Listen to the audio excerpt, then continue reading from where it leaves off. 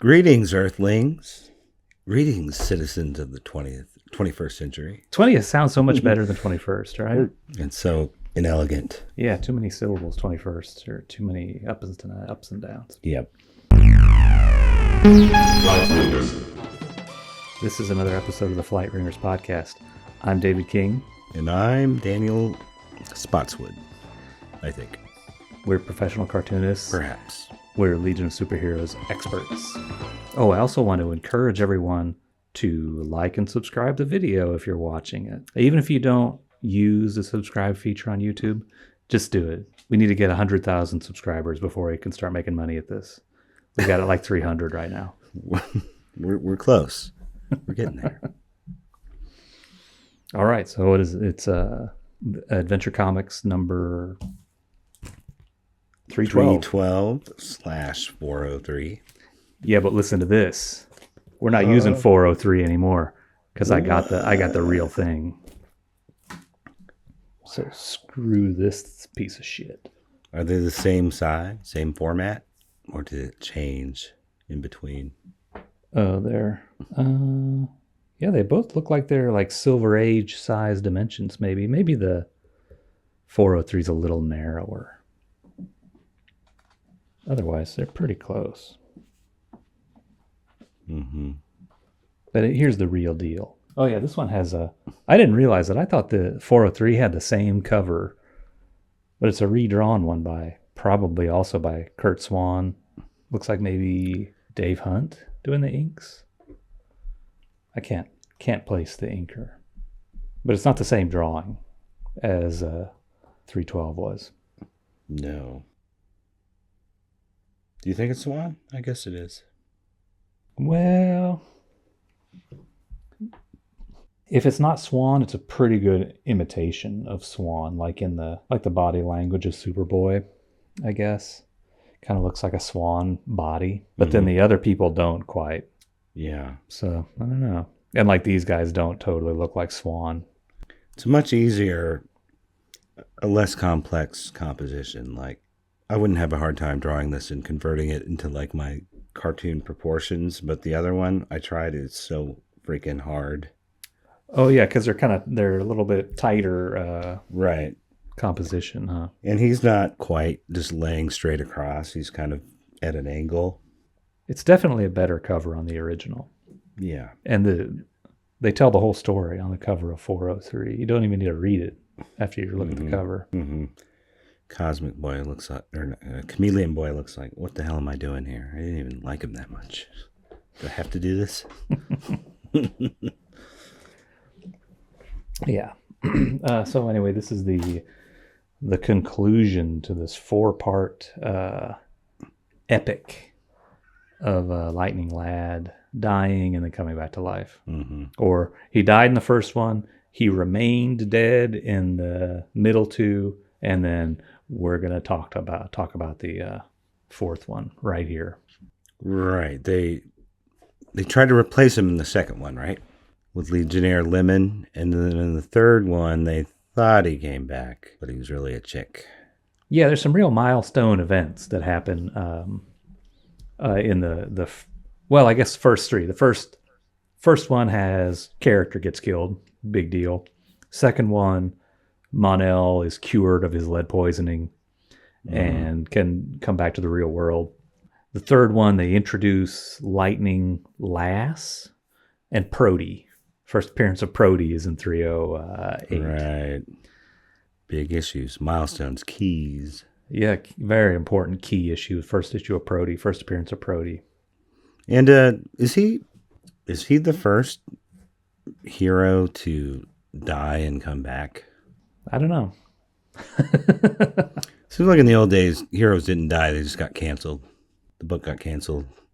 Nowadays, we kind of like there's the whole Phoenix thing from X-Men that was like, she was supposedly died and was permanently dead. Like, I guess Jim Shooter was like, no, you're not bringing her back. You killed her.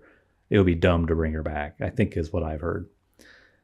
And so she's basically stayed dead for a long time, or maybe is still dead. I don't know. She came back like in 5 years, I think. Oh, okay. and she's mostly been back. But in the case of Lightning Lad, he died, and then on the last page of the comic, they're like, "Do you think we'll bring him back to life?" Right. You know, and it's like they teased us for several months about he's not dead. Right. We're going to bring him back somehow. Heroes have certainly died before, but they were the kind that were like, they died in the same issue they were introduced.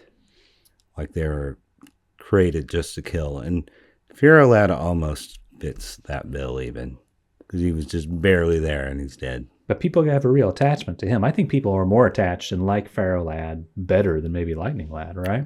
Depends on who you're asking. I don't remember like issues with them pacing around wondering like, how are we going to bring him back? Nobody bothered to find that Daxamite stuff and help him out. Like, oh, what can we do?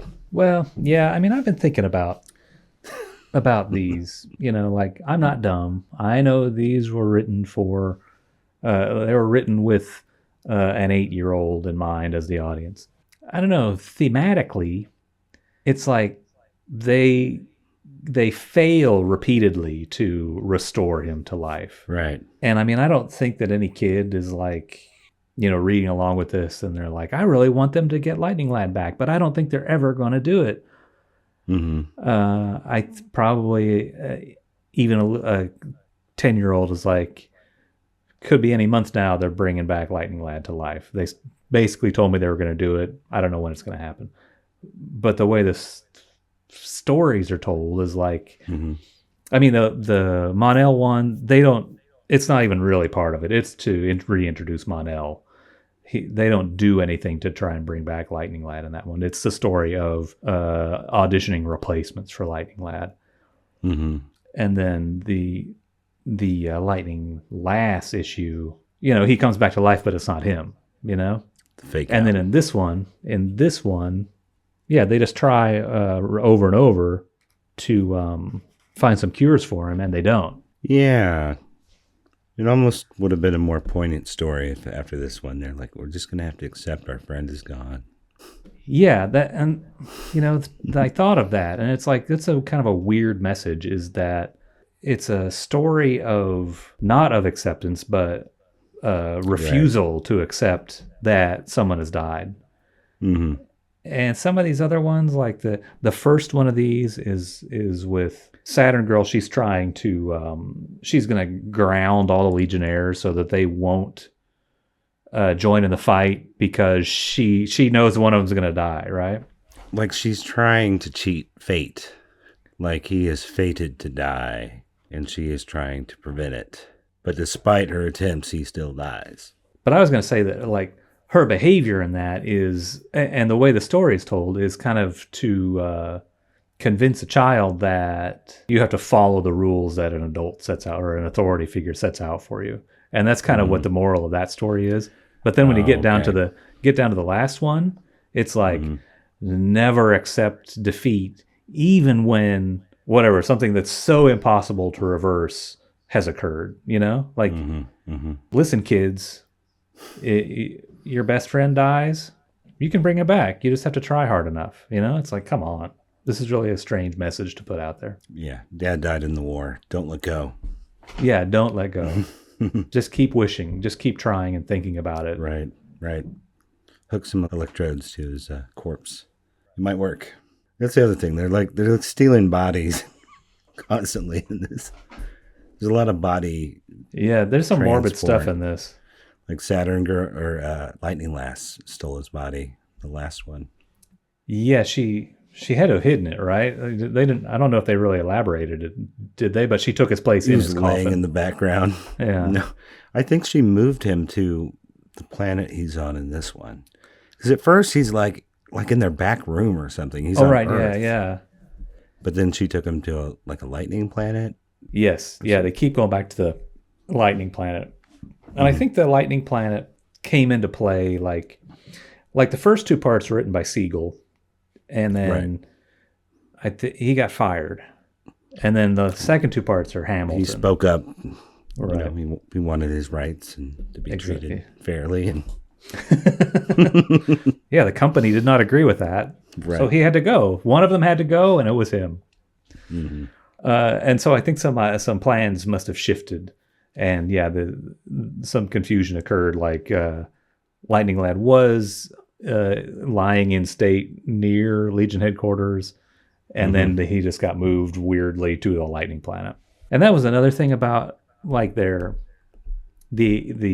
issue of accepting his death that doesn't add up in a way is they had like they even call it like in the caption box like they had the biggest funeral ever or something like that for him. They know he's dead. They got a coffin for him. They had a huge funeral. They're all wearing their black armbands, on and on and on. But then it's like, well, we're going to keep trying. Mon-El comes out of the Phantom Zone and he's like, I'm going to figure out how to save this guy. Or not even save him. He's dead. I'm going to figure out how to bring him back to life. And they do that in this. They double down on their resolve. They're like, we've done more work than this for people who weren't even members of our team. Yeah, it's very strange. Like that happens within the first couple of pages. Like Mon-El comes back empty-handed, and they seem like they're almost going to accept it. And he's like, I can't bear to see them having to accept he's dying. Hey, I've got an idea. Let's try again. Right. I don't know what we'll do. Let's just try one more time. Well, they come up with like these ideas. They still have ideas in their back pocket, and they go on their different missions, right? Right. Like maybe that's the first time they think to try the computer. to look it up online. Right. But yeah, so they start out at Legion headquarters, and yeah, like you said, Mon-El comes back from wherever he was at, from Daxam, and is like, no, there's no solution there. Yeah, I mean, I don't know how long he's been dead, but 6 months maybe? Like, they're still like nervously waiting, like it's a life or death situation for him to show up. Saturn Girl is still like just hanging out with his corpse every day. And I mean, it's we all grieve in our own way. Right. But they're simultaneously grieving over their lost comrade who is dead, and they've accepted he's dead, but also they won't accept that he's dead, and they're still out there looking for ways to bring this guy back to life who has been frozen to death. Poor Lightning Lass. She says, then my brother is gone forever. She's so upset. And then Sunboy's like, you think you got it bad? Wait till we tell his girlfriend. Or she's not even his girlfriend. Yeah, she's like more upset. Just totally he's totally dismissive of her being upset. Yeah, it's like it's a case of the squeaky wheel getting the grease, right? Right. Like if you mope around and you just hang out by his graveside day and night, they're going to be worried that they're going to hurt your feelings more. But right. Saturn Girl's angle on it is that she's upset because he died in her place. She thought she was going to die, stopping the Conqueror, but he got in the way. She did her best to not let anyone else die. He died. Stole her thunder. Yeah, exactly. She wanted to go out in a blaze of glory. She was ready. Yeah, and as we kind of talked about before, there's not really much of an inkling, if any, that there was anything between them before this. Now, they might have been married as adults. I don't remember if that was established or not. Oh, in the adult Legion stories. Right.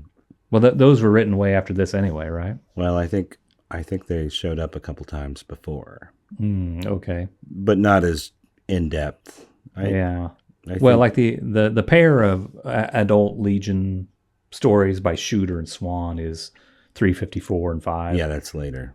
But yeah, you're right. They had like some shit with the Legion of Supervillains and Superman and stuff a little bit prior to that. I don't know. I'm hazy on those. But yeah, maybe Lightning Man and Saturn Woman married and we knew that would happen, but I don't know. Yeah, I think there's just a mutual respect between the two. Comrades, colleagues type of respect. But it does seem like she's fallen in love with the idea of him. In his absence, now she loves him. Yeah, it's messed up, because right? They seem like they're together from the moment he comes back, I think. Yeah, well, the only person in this comic who really shows a strong affection for Saturn Girl is Prody, right? He grows legs. Weird, sexy legs so he can run to her because they have this telepathic connection. Right. She gives him attention, unlike Chameleon Boy is constantly scalding him. And Yeah, commanding him around, huh? telling him to become guns and stuff that he could easily do himself. Yeah. Yeah, on the whatever the first or second page here, Prody turns into Mon-El as a goof, and Chameleon Boy chastises him. You quit that. Right. That's an order. Right. He's ordering him around. Yeah, Prody is Chameleon Boy's less than a pet.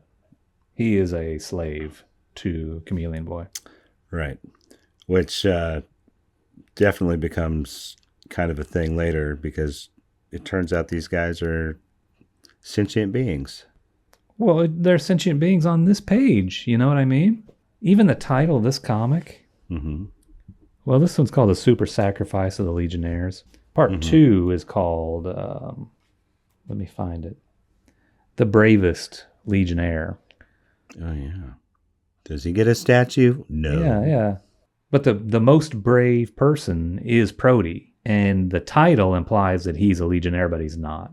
He's always a second-class citizen. Is he a super pet yet? That hasn't happened. Prody 1 never gets to be a super pet. Prody 2 is a super pet. He'd still technically be a Legionnaire if he had been, right? Oh, yeah, Legionnaire of super pets. Yeah. Does the actual Legion of Superheroes humans ever acknowledge the Legion of Super Pets, really? Like they know that the super substitutes are like real people, but do they know that there's even a team of super pets out there that they can call on when the crisis happens or something like that? I don't know. I should know. Aren't we experts?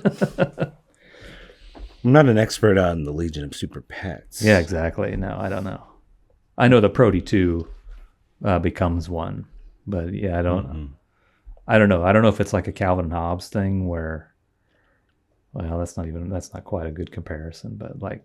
Well, they clearly saved their bacon and those, what were they, like the brains that were floating around?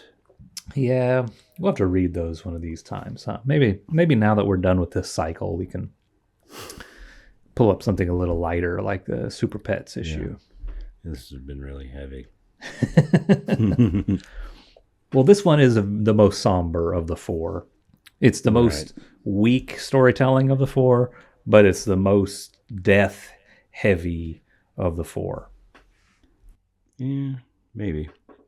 Just the fact that they, in their newfound resolve to restore life to the Lightning Lad, they go on their missions to these different places where there may be new technology to new methods of reviving a dead person, and they fail. The first one is Superboy goes to this planet where all the people are in like a death-like trance. It's a planet with two suns, and all the people are in a death-like trance when they're in the light of one sun, and then they wake up when they're in the light of the other sun, like the next day, I guess. Right. It's an orange sun and a blue sun, I think. Yeah. And so Superboy's like, I'm going to go get a bit of this sun that these guys wake up under and shine it on Lightning Lad, and it doesn't work. Right. It's a pretty great scene, though. I mean, it's kind of fun. This drawing of Superboy up there, like whirling around to make a miniature sun, to me it looked like a Ron Rigi drawing. Oh, yeah. I can see that with all the motion lines. Yeah, it's like really kind of, like sometimes you see that motion like spinning stuff or tornadoes and it's kind of irregular, but this one is more regular. I don't know. And it looks like Ron Rigi drawings of, and he does those drawings that are like tons of lines. Yeah. But yeah, it's pretty cool. It's also ridiculous, but. Yeah, but like it's what people love about the Silver Age is stuff like this. Like he's grabbing a piece of the sun and he's bringing it with him. And right. It's dramatic, melodramatic almost.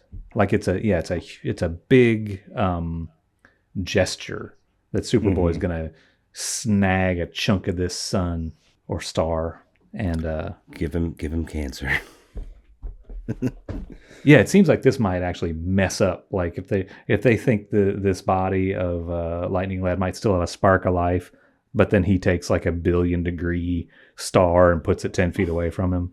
Right. It's going to roast him. He's probably not going to have much life after that if he had any before. And you can only criticize the ridiculousness of him bringing like a small sun to this planet so much because, like, way later in the more sophisticated 80s, we have like Mon-El bringing like a collapsed star or something into the Legion headquarters. Yeah, White Dwarf Star. Yeah. He does that 2 times, I think. Oh. And that last panel on that page is pretty great. I feel like I see that excerpted often. With like sad Superboy. Yeah. The radiation had no effect. Mm-hmm. Yeah, so that one fails. I guess we forgot to mention how Saturn Girl, she knows there's something up with Mon-El. He lied to them about not finding a revival solution. So she's sticking close to him. She has that raised eyebrow. Yeah. Have we gone past that great drawing of her? Yeah. No, it's a little later, isn't it? Yeah, it's later on. Like this extreme close-up drawing of her. Oh, okay.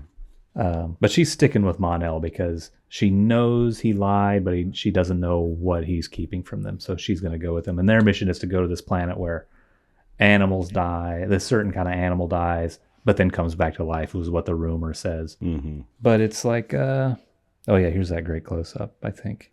Oh, yeah. But it's not going to work. It's just some animal who gets old and dies, and then a baby comes out of the carcass. I think there might... Do wasps do that? Like, I think there might be an actual animal that does something like that. There's some kind of parasite thing that lives in a wasp and uses its body to gestate or something, maybe. Yeah. But it's a neat idea, and this looks kind of neat and weird. I think they're supposed to be separate animals, but when you flip through it, it looks like Mon-El has just killed them. Let's see how he comes back. And he punches him, and the very next panel, he's laying dead before him. Yeah, that's true, yeah. There's a long search in between him punching out this one and then finding the dead one. So yeah, like maybe it takes a long time for this guy to die. The editor made them put that there, probably. Yeah, like if this was a Marvel style comic, like the artists have been like, oh no, he punches it and it dies. Right. And then Stan the man has to be like, he punched it. And then hours later, they find a wholly separate dead Let's just kill them and see how they come back. Yeah. I think that's logical. That's way more logical than most things in these comics to do it that way. And they're like, we're not doing it that way. Right. Because they're just animals. Like it's an animal that attacks Mon-El. Like they're supposed to be real nasty. Mm-hmm. Yeah, kill it. Right? It's going to kill you. It's the Legion code. But I like the idea that, newborn baby comes out of the dead body of the fallen, they're called a Tarok. Is that like the alien's vagina there? Or is it tearing out of its stomach? I think it's tearing out But of even its if it's body doing somehow. that, it's like, how'd you get away with that? Comic code. Yeah, it's weird. It's weird dead animal play. Mm-hmm. Yeah, it's kind of gross.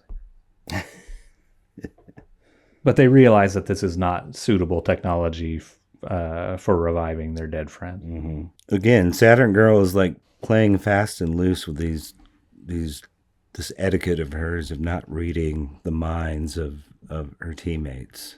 Yeah, I wonder just how much she'll allow herself, or is there like a what would you call it, a spectrum or a level? Like I have simple, stupid thoughts that I don't care if anybody knows, and those are always blasting out of me. And then I have like my deepest, darkest secrets that, like even if I do think about them, she would know not to go through that door somehow. Like I don't know how it works. Well, I think you suggested before maybe it's almost like intuition, like she can sense that he's hiding something, but she's not like listening in to specifically what he's thinking. Right. But here, I mean, with that great picture of her, she's saying, and I read his thoughts that he could revive Lightning Lad right now. Yeah, maybe she just feels justified in reading his thoughts because earlier she caught a glimpse of it and knows that he's lying and that he's, I guess, like in another person, it would be malevolence or something, or it's, like if you're a cop and you can tell that somebody's a criminal and they're keeping something from you, you would probe them further. And so maybe that's her justification. Like even though he's her friend, she still isn't going to trust him because she knows he's lying. Right. and so Because she's gonna be paying because he closer says attention. our own comrade is working against us. So maybe. I think it's interesting that she even uses the word comrade in the 60s. I feel like that word has become associated with like socialists. A lot of the leftist people that I listen to use it on purpose for that Yeah, reason. But I think maybe it wasn't quite the dirty word, even though you would. Yeah, everybody in the movies always calls the Russian guy comrade. Right. I don't know. Back in these days, there was still room for nuance. It's gone now. Yeah. I wonder, Star Trek is socialist kind of in the future. I wonder if that's explicitly stated in the old show or if they waited. What that they're commies? Right. That seems kind of ballsy to do on TV during the Cold War. Probably, yeah. They probably didn't do it. Like, there was never any scene where Kirk is sitting around, like reading. Right, Marx or something. Right. But I feel like there were scenes like where they're saying like, yeah, we don't use money. Yeah, I mean, I'm sure there's stuff where they kind of they pushed the boundaries of that and like, yeah. But I bet they were never like, we should all share in the spoils of our farming that we do and seize the means of production. Don't let a big. That's what I was gonna say. No big company should control the individual. Desilu. Right. I don't have to do what Lucy tells me. But as we all know, also, Saturn Girl's kind of a cop. She was going to become a cop before she became a Legionnaire. Indeed. Of course, they didn't know that back in this issue. That's a later retroactive thing, but it still fits really well. She does not care, or like you said, she plays fast and loose, right? She plants evidence. Yeah. Got to protect the property. Yeah. That's the end of part 1. Now we're going to find out who is the bravest Legionnaire. Maybe not a Legionnaire at all. I'll tell you one thing. It's not Chameleon Boy. Is he chicken out? He's like, what the fuck am I doing here? He's like, I understand why the sister's here. Sunboy says he's the best friend. Oh, yeah. So I guess that's why he's here. We know why Saturn Girl's here. And these other two guys say that this won't kill them. So they don't have any stakes whatsoever. So wait, I thought they said it would kill them. No. They make a point, as they always seem to at this time, possibly by some strange editorial mandate, to point out that it will not work on them. It'll put them in a death-like coma. Oh, yeah, yeah. Right. Which, so they totally should have done that. Yeah, like that would be, if these were moral characters, they would say, yeah, then you can revive me later, but at least he'll be alive. Definitely. Yeah. They also completely circumvent the fact that one of them is from the past. So he either will not die because of destiny, or he will die and it will fuck up history. Yeah, I think you could count on it not killing Superboy for sure. Right. I guess before we get into that stuff, let's talk about this last mission of Lightning Lass, Sunboy, and Chameleon Boy, and Prody are on one more mission to try and find some kind of super technology to restore Lightning Lad. But I forgot that it flashed back. Yeah. My bad. Well, this is the most wasted of potential, like long-term potential here. A regular duty or something, like protecting the post office. Right. Yeah. They're trying to go to this planet where they may or may not have this ability to bring dead people back to life, but they get sidetracked. Lightning Lass is like, fuck no, I'm not going to help these guys at the post office. They're getting attacked by beasts. And Sunboy is like, listen, we better do it. We'll get in trouble. Because Lightning Lass is new to the team. She doesn't know the rules. She's going to be selfish, potentially. Like, that's what I see. Is like, she doesn't know that, like, oh, you got to stop everything and help out these innocents before we do shit to serve ourselves. Right. These indigenous animals are this is like their habitat that they built this post office on. And they're like, Yeah, exactly. The stupid colonists put a post office right there in the middle where these post office eating monsters live. right, these metal eating creatures. But so they get sidetracked from their mission to stop the beasts. But it all works out because they conveniently end up with a few corpses to experiment with. Yeah, but also Prody pulls their fat out of the fire. He fixes it. The Legionnaires, the official Legionnaires, don't really do anything. Prody turns into one of these beasts as a decoy. But with lipstick and a blonde wig and winking and like that. So thanks, Prody. Very brave of you. Mm-hmm. But yeah, in the meantime, two of the postmen get killed. And they're like, hey, we'll take them with us. Take these dead guys with us. You're not doing anything with these guys. Can we try something out with them? Yeah, exactly. Yeah. I have an idea for these two dead men. And they're not going to inform anybody that these guys died at work. Like these dudes' wives are like, hey, Rich didn't come home from work today. Where is he? Oh, let me check. And then they just hang up on the phone. We need a guinea pig, so you're not doing anything with these guys anymore. They might be able to help them. Maybe. Yep. What's it going to hurt? Take the liability off of you guys. That's right.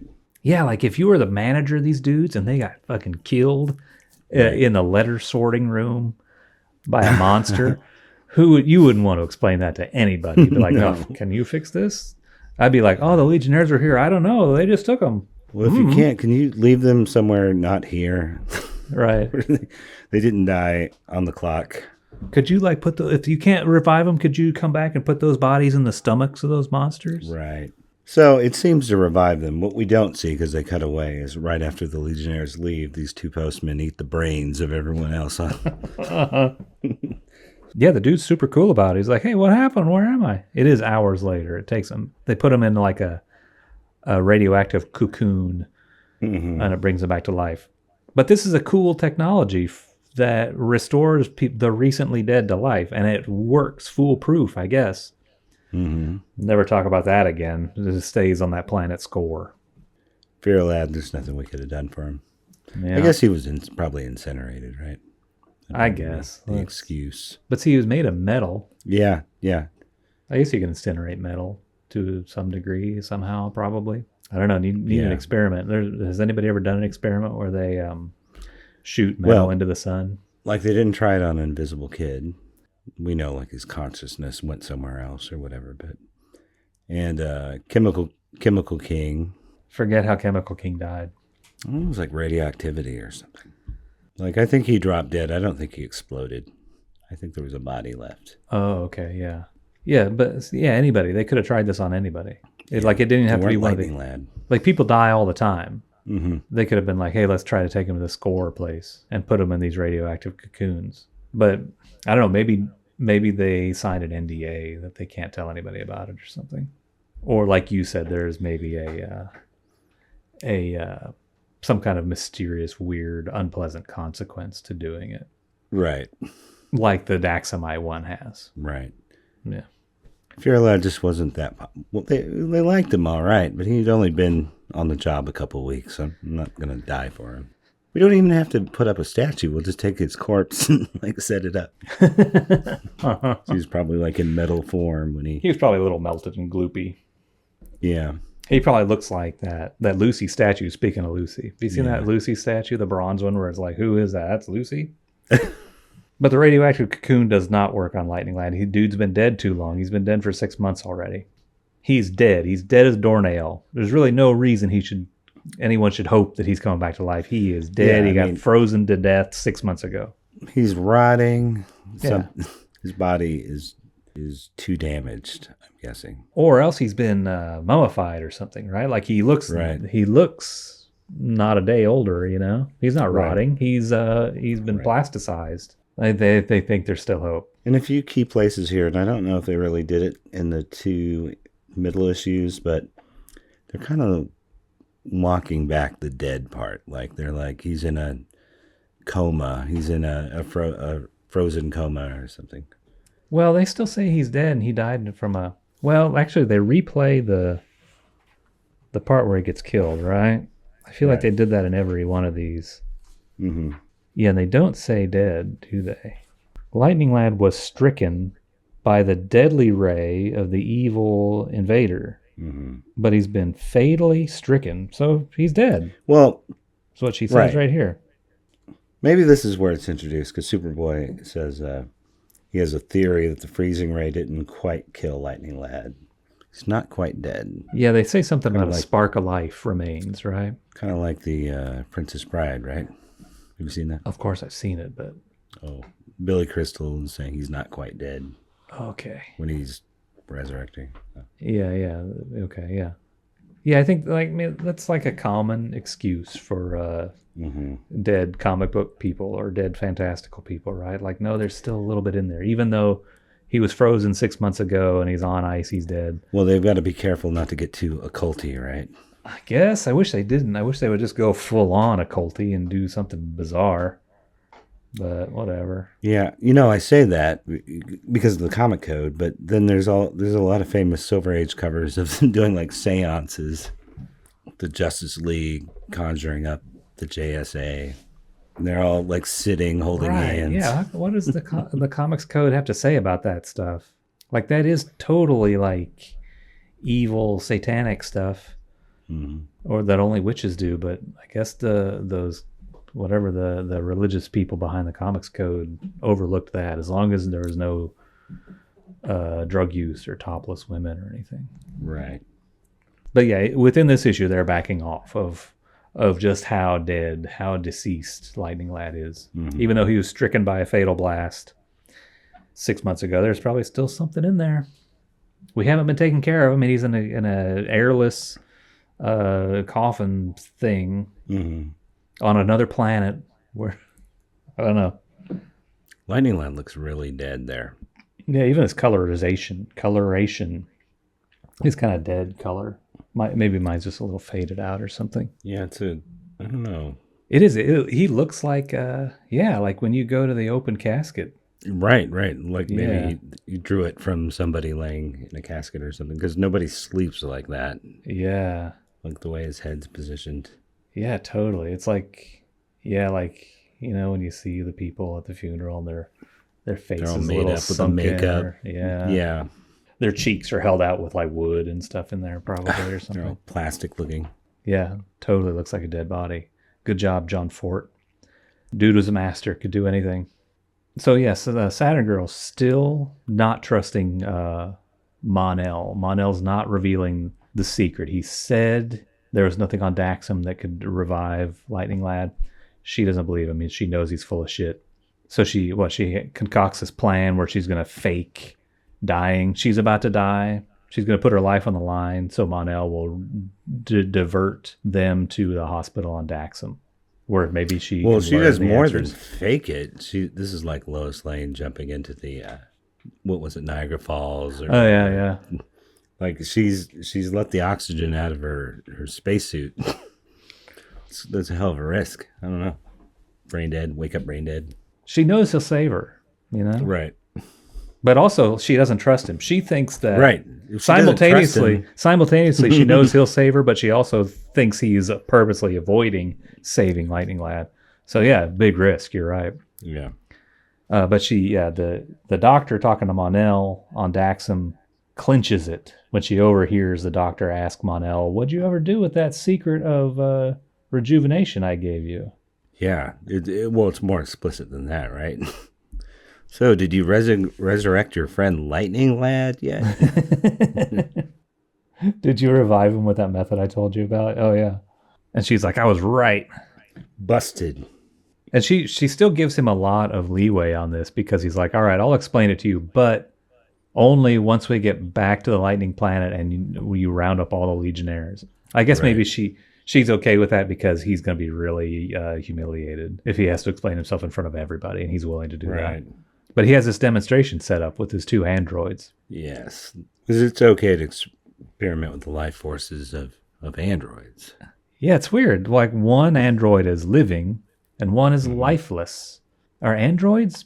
What the fuck? Androids are still robots, right? Or are they? I don't know. If they are alive, then how could it be any more ethical to use them I know. if these are like Mr. Data or something, and they somehow have the spark of life, a soul, whatever. I know, it's really weird. Yeah, because he uses these androids to demonstrate the method of revival, where lightning strikes the one living person, and then the lightning plus their life force goes into the dead person, Right. restores the dead person, kills That the or living person. or they should be saying, "You idiot! You just moved the batteries to the other machine. It's not going to work on people." But they're like, "Let's try it." Yeah. He says we can't substitute an android in the case of reviving Lightning Lad. It doesn't work with androids and then Yeah. humans, so it's got to be human Right. on human or Right. android on android, I guess. Right. And then this dead android who gets electrocuted, Mm-hmm. he looks really messed up. And then the other android, like, he doesn't look happy, but he's in great shape, and he's like lifting the glass casket lid off of himself. Yeah. It's just a really weird playing with life and death in this comic book. Like, it's a game. Yeah, it's strange. The whole thing. It's like reminiscent of at least fictionalized versions of things like voodoo. Like there's some kind of old-fashioned. What do you call it? I don't know. There's a curse. Yeah, it's like using like nature, elements of nature to magically bring back. But you have to make a sacrifice of somebody. Right.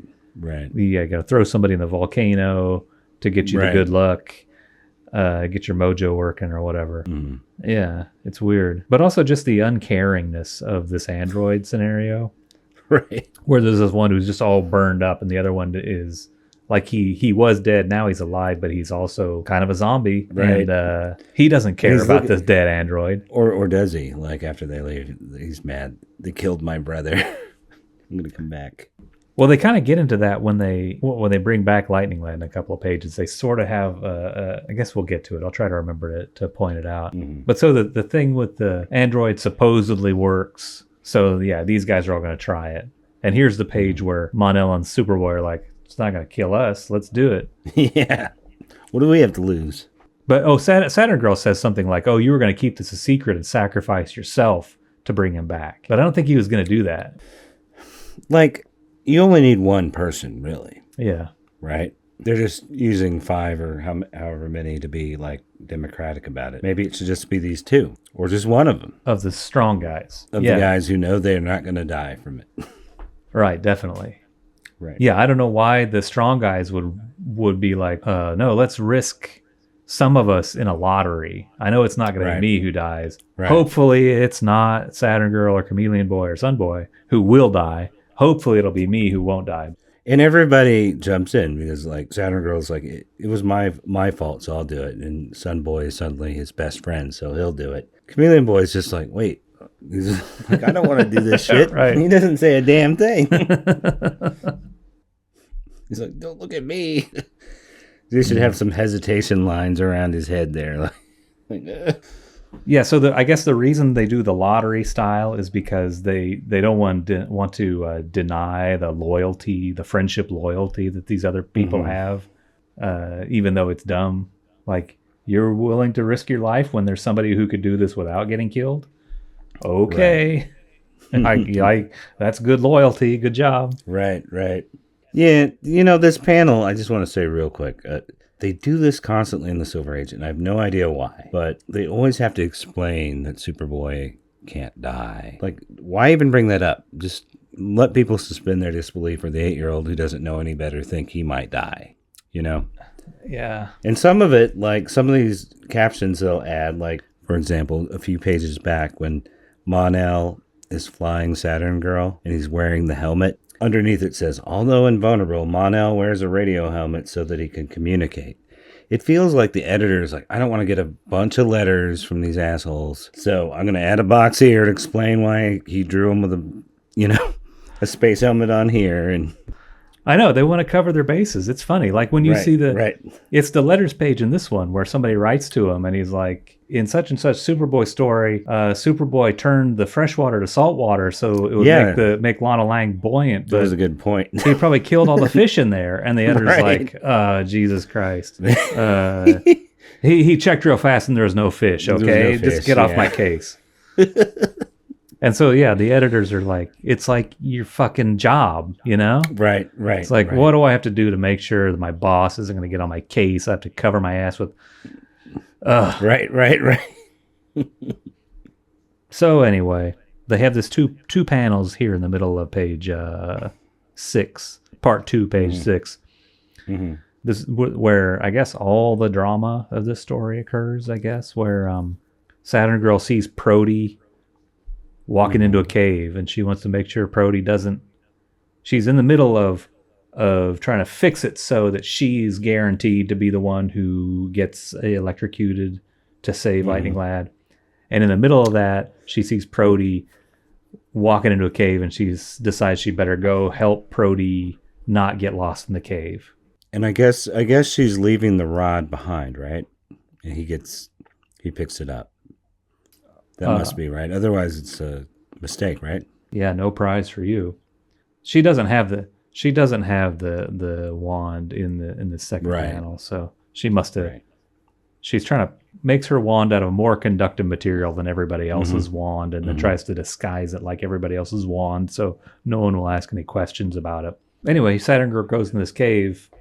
We don't know what happens to her. She shows up in the next panel. They cut right to the chase of holding up their wands to catch the lightning on the lightning planet.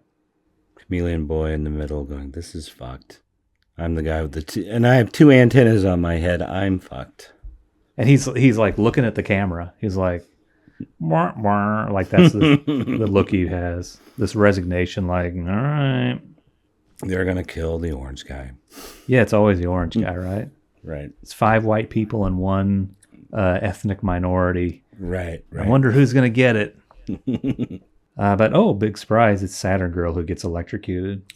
Whoa. And Superboy knows right off the bat. He wasn't observant before to find out that this was not the same metal as everybody else's, but must have been lead paint. In the instant of Saturn Girl's death, he realizes that she has a different kind of wand. And he says she's the bravest Legionnaire. Oh, of course.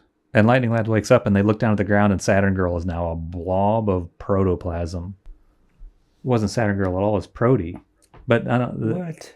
Are they going to acknowledge that Prody is the bravest Legion, or they're still going to say that Saturn Girl is the bravest Legionnaire of all? Like she's still going to get the credit? No statue for Prody. I know it. All Sunboy would have to do is like melt down that statue for Lightning Lad. It would be Prody. He's got a statue. Oh, yeah. Just slag it. Exactly. Nope. I love that they have a sun. Don't they have like a Sunboy statue right next? Do they? Like they? Yeah, I think so. Maybe it's wishful thinking on their part. Yeah, I think this story is sad. This part of the story is real sad that Prody died. Like in the same panel that they discover that Prody was disguised as a Saturn Girl. Lightning Lad's like, I don't want to live at the expense of Saturn Girl's life. Prody, though. He doesn't give a fuck about Prody's life. Yeah, fuck that guy. I mean, he's never even met Prody because he's been dead this whole time, but like anybody's life, wouldn't you be like, I don't want anyone else to die just so I can come back to life. I was already dead. I'm done. Well, and Saturn Girl is so broken up about this. She is in tears. They really should have spent the next 6 issues of her trying to bring Prody back. Right. Yeah, maybe they could have taken Prody to that score place and put him in the fucking radioactive cocoon and brought him back right away. Well, you think she would grab the rod and transfer her life to Prody? Yeah, if she's so eager to save somebody's life by sacrificing her own. I don't know. This Prody thing's kind of a tragedy. I feel pretty bad. I don't know. He's got... Maybe it isn't. You think maybe this isn't the end of Prody? I don't know. Lightning Lad's like, oh, yeah. Human She at last. loves me. Legion fans really, really, really, really hate that idea. I haven't seen anybody who likes it. Yeah, just to clarify, you're talking about the idea that The when reality that that Lightning Lad, when he was restored, he actually took on the intelligence of Prote, right? Prote didn't die. Prote became Lightning Lad, and Lightning Lad who was dead is actually still dead and gone. right, and that's the interpretation people take, and that's the one they hate. But really, wouldn't it be like Eltro and Mon-El? Yeah. I mean, you can't be okay with the Eltro Mon-El switcheroo and not be okay with Right. the Prote Lightning Lad switcheroo, unless you're a person who thinks of Proteus the way these Legionnaires seem to think of Proteus, as somewhat less than human. Right. And if you're a person who thinks that a living creature is not as valuable as your own stupid humanity, well, I don't want your subscription. But subscribe anyway. It's also worth noting that their relationship begins shortly after this. So maybe she never really liked Lightning Lad. But she always loved Prote. Yeah. Yeah, she had an indifferent workplace only relationship with Lightning Lad. Mm-hmm. She had a telepathic bond with Prote.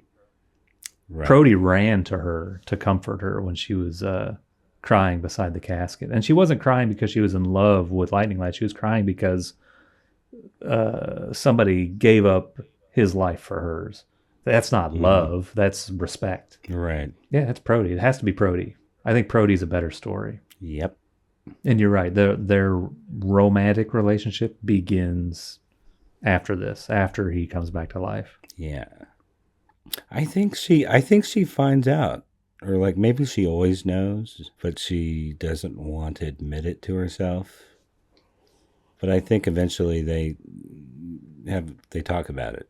I think in the Big Chill annual. But I'm thinking about now the Super Moby Dick of Space stuff, where like they always say that that's after this, right? Yeah. It's so weird. Like it seems like such small beer losing your fucking arm after you've been dead. You'd think he would be like the one guy, like, it's okay, at least I'm alive. I have this robot arm anyway, so who cares? Yeah. Totally with you on that. What I was going to say is that they always say that like the original Lightning Lad, the true Lightning Lad personality is this hothead, whatever, jock, whatever. And then the Prote Garth, they call him. He's kindler, gentler version of him. But then how do you explain the vengeful personality of the Super Moby Dick of Space revenge storyline? Like just assuming that's Prote, what he gets so mad about the arm. I don't know. I think there must still be some of Garth in there. So like the spark of the original Lightning Lad that remained, he's still there. Like you can have a little bit of somebody else's personality in life. Yeah, I mean, there's enough of him that he still feels like he has complicated feelings about his brother. Like, why would he give a shit about Lightning Lord? And that makes sense. They even did that with the Ultra-Gan shit, right? Like when That's what I was saying. Yeah, I didn't even think of that. Like when they say that the Ultra-Gan, like, really changed his personality. Mm-hmm. But it seems like the Lightning Lad personality really wavers, whereas the explanation for Mon-El is that he just totally became a weaker psyche personality after that thing. To me, it's not quite as fun to know that Lightning Lad, some vestige of him, actually survived, but it does make it totally ridiculous that people get so pissed off that Prote replaced him, because he never really replaced him. He just sort of joined him. Yeah, I guess so. I mean, I think the idea that people get pissed off about this stuff at all is bonkers and dumb, but... Except for you, dear listeners. If you're dumb, I'm sorry. You have my apologies. We respect your stupidity. Takes all kinds. Mm-hmm. You have the right to be wrong. But yeah, all that to say, he's back. The great man is back. The lad lives. And it does kind of sound like Prody, this last line of the line of dialogue. Blup, gulp, gulp.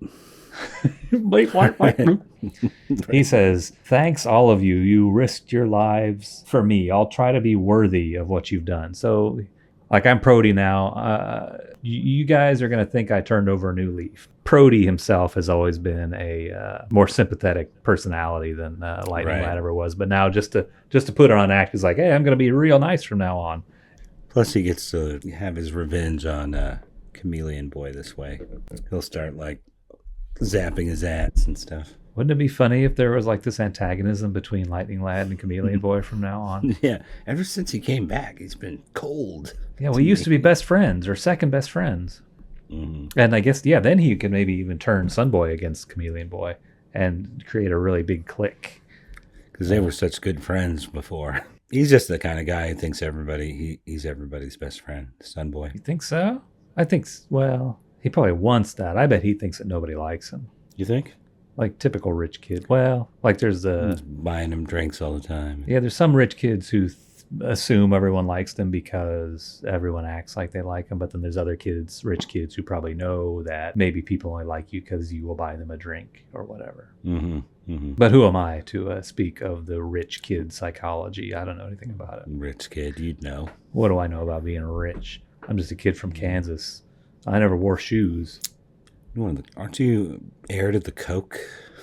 The Koch family, aren't they Kansans? No, you are. Damn.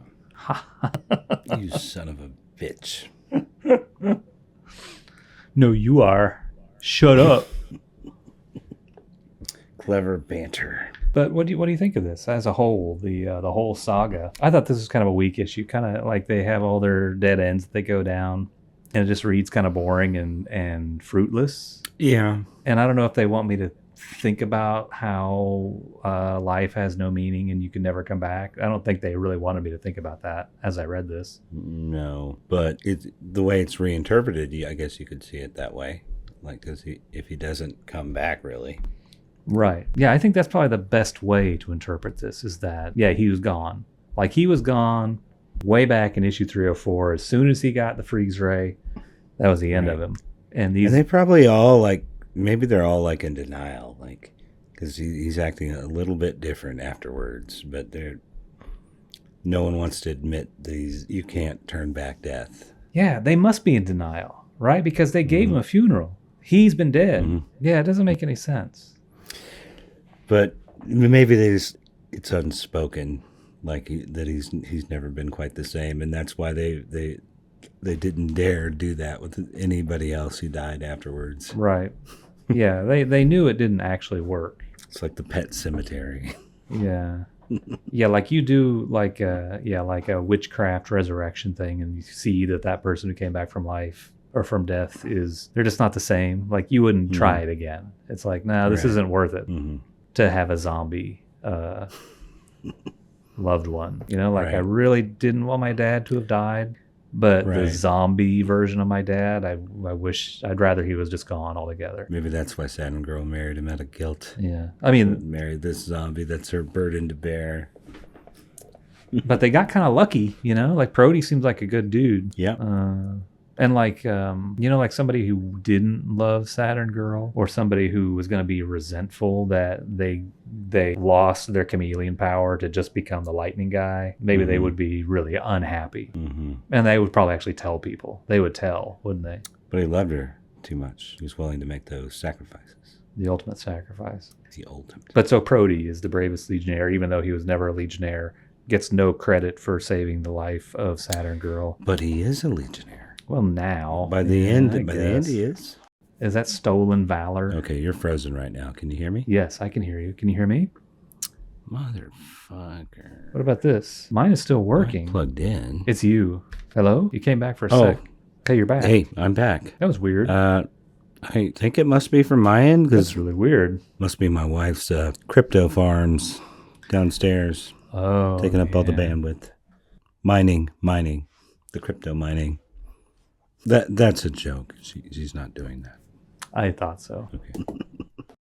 Nothing more to say about this, right? Oh, yeah. I think I'm starting to space out. Yeah, it's pretty late. I haven't even looked. Yeah, good night. You should go to bed. We shouldn't have talked so long. If you don't mind, I don't mind. No, I don't care.